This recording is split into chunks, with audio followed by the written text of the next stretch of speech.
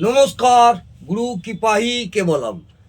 যেসব জাতক জাতিকারা মাঙ্গলিক আছেন তাদের উদ্দেশ্যে আমি একটা বিশেষ সতর্কতা অবলম্বনের জন্যে আমি দু একটি কথা বলছি। একটি বিশেষ অবশ্যই সতর্ক থাকবেন। মাঙ্গলিক দোষ থেকে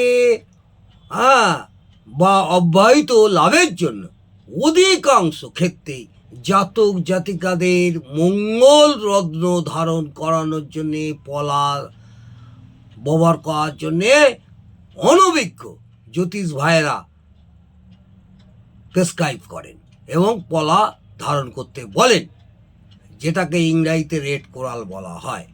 অনেক ক্ষেত্রে অনভিজ্ঞ বা স্বল্প অভিজ্ঞ জ্যোতিষদের ভুলে দাম্পত্য জীবনে সর্বনাশ ঘনিয়ে আসে।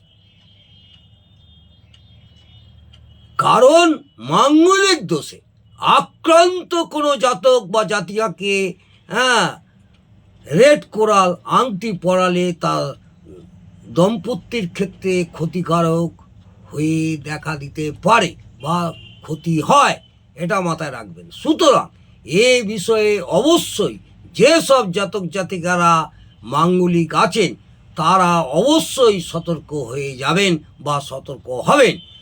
যদি কোনো স্ত্রীর জন্মপঞ্জিকায় মাঙ্গলিক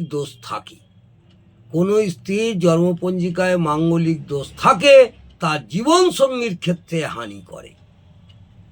অর্থাৎ মাঙ্গলিক তার পার্টনার অর্থাৎ স্ত্রীর যদি মাঙ্গলিক দোষ থাকে তার জীবনসঙ্গীর ক্ষেত্রে হানি করে। আর এই হানি থেকে বাঁচার জন্যেই মঙ্গল রত্ন ধারণ করানো হয়।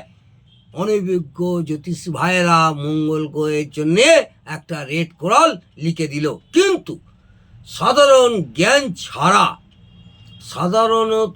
সাধারণ জ্ঞানে যার জন্মপঞ্জিকায় মাঙ্গলিক দোষ দেখা যায় তাকেই মঙ্গল রত্ন ধারণ করানো হয়ে থাকে, কিন্তু বিবাহিতদের ক্ষেত্রে এই ধারণা বিপজ্জনক, এটা মাথায় রাখবেন। সুতরাং গভীরভাবে বিবেচনা করে মঙ্গল রত্ন ধারণ করতে হবে। বোঝা গেল?